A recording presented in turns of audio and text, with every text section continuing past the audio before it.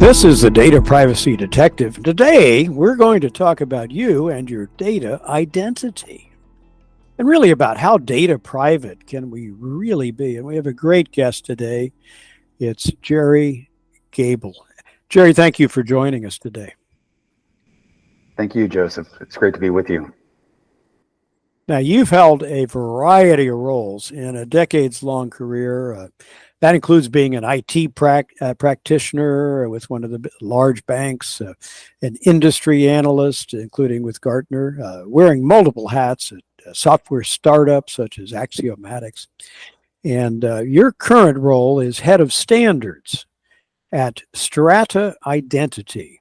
And there, I understand you lead the effort to develop identity query language. And that's a policy orchestration standard, and it involves the Hexa open source project. So you can bring great expertise to this. Strata Identity, you're where you are now, Jerry. Really, I think, introduced the concept of identity orchestration.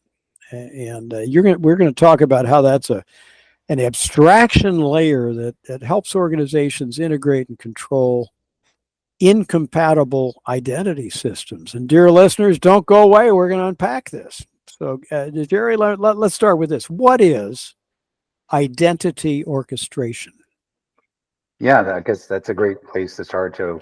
It's really that abstraction that you just mentioned in the opening there, so that we can separate the identity system from the applications that a typical user, consumer, a workforce user would access. Because historically, those two components, the application and the identity infrastructure, are hardwired together. And that makes for a very inflexible architecture.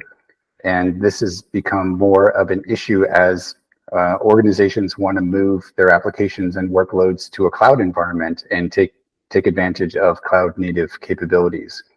So we're that abstraction. So we remove those tight bindings and enable you to update your identity systems without an impact to your applications. That's really what that abstraction and orchestration is all about. Fascinating. Well, how are identity systems incompatible? Well, a lot of them will use proprietary protocols or methods for managing users, managing authentication, and their access to resources. While there are a lot of standards in place in the industry today, those legacy applications that were maybe built, 10, 15 years ago that are still running and still providing value to their businesses, they don't necessarily support the modern protocols or standards. So that's where these incompatibilities or proprietary formats are a problem or a challenge to overcome. And let's dig into this a little more. We have identities, and then we have credentials, and they're two different things. And how does that relate to what you're talking about? Sure. So identities can be loosely described as information about you, and there can be lots of different bits of information that are used to describe you depending on your scenario. So if I'm an automotive designer working for, an automotive company or maybe a supplier, then my characteristics might be my college degree, my years of experience, what department I'm working on. Am I an expert in, the chassis or the glass? So there's, all of these characteristics would refine information about me, and that would compose my identity, for example. In a, consumer to government scenario, it might be what's in the US, it might be what state I live in or county. Am I a citizen? Do I have a visa? So these are, again, the identity is characteristics that describe you, and it could even be specific things like your name, your family name, your date of birth, and so on. Now, could be your bank account and your social security number too. Certainly, but don't get me started with using SSN as an identifier. But in any case, so that's identity, and then a credential is some form of technology to prove that you are the holder of these identity attributes, let's say. Yeah. So I'm Yeah. logging into a system.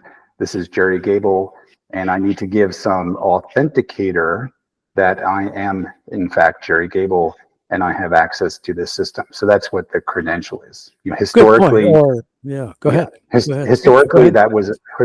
that was a password.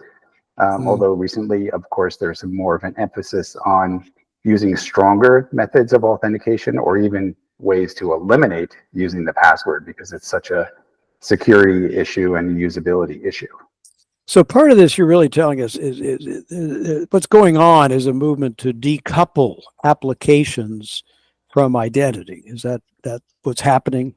Yes, yes, that's what orchestration is about, and it follows on other technology trends. If you think about VMware and how they brought virtualization to the mainstream, and that's really Mm. an abstraction from the hardware and the OS that's running on it. And then more recently, Kubernetes bringing that orchestration or abstraction layer to how to manage Docker environments.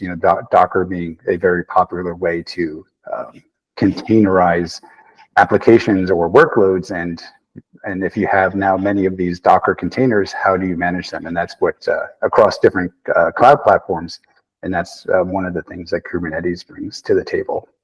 Interesting. So people are going about it different ways, but will this lead over time, do you think, to getting rid of passwords? Well, not this specifically. Orchestration itself doesn't get us to eliminating passwords. There's Yeah. Yeah. So the don't whole throw away all those books you hold of passwords and stick them in your drawer and hope oh nobody my sees them. gosh. Go ahead. Go ahead. Not Yes. yet. Yeah. Well, the identity management market is such a broad space, and there's a segment of vendors that are specializing in those credentials, those authenticators, and that part of the market has been focusing so much investment and resources into innovations in that area, and passwordless methods are now coming to the forefront that are ready for deployment, and many organizations have already used them. Yeah, we're beginning to see them, and we'll see where it heads. And certainly, we're seeing with the emphasis recently on prove that you're 18 years old. There Mm-hmm. are ways of doing that without sending the birth certificate or wherever it may be. And so it's an evolving world, of course. But let me ask you this, Jerry: is it possible for an individual these days to be a data hermit? Is anonymity in our digital world possible? Well, I think it's becoming increasingly impossible to achieve anonymity, given that so much of our daily interactions are now digital, and the internet does not forget. So we have to take that into account. And I've been to a conference recently where the notion of anonymizing data or de-identifying data was in a couple of talks, and there was a pretty effective argument that it's easier now to re-identify, to recollate different bits of data that may not necessarily originate with your interaction with a particular website or other property, but that bits and pieces from third-party sources can now be reassembled with amazing accuracy to re-identify people. And so this is very concerning to me personally, and I think it should be for us at large across the consumer space. As you say, once something's released to the internet, I mean, there's no real way, is there? Maybe there is, to eliminate it. I think it's harder and harder to eliminate it when you think about all the different data storage. Data storage is relatively cheap these days, so we can maintain a lot of data. We don't know how much data is being scraped. How much of our phone conversations actually are being captured and recorded and just stored somewhere. How about our text exchanges and so on. This is why WhatsApp and Signal and other other privacy enhanced message services become popular, because we don't know, that's the issue, right? There is limited visibility and transparency to know how much of our data is actually being captured and stored. So that's why I'm skeptical. Yeah, big question mark over it. Well, let me ask this. Let me go back to where we started on your current role. You're working on standards that would apply to data architecture. A lot of that really doesn't have to do with any point of view on privacy or anything else. But to what extent does that either help or hurt or is neutral about, or does it address data privacy in creating these standards that you're working on? Mm-hmm. Well, I think there are elements of different standards that are more privacy enhancing or privacy enabling than maybe past methods. I think, as you described earlier, if I need to prove to some website that I'm over 18 or 21 years of age, well, I don't need to, present them my birth date or my birth certificate per se. I can just validate that, yes, I am of that age or not. And maybe I can have a third party verify that that is so. And in this way, it's a limited release of data. That's certainly a concept that has been talked about for many years now, but it's becoming more practical to do that. And some of the technology associated there would be, say, a digital wallet. And there's, open wallet standards.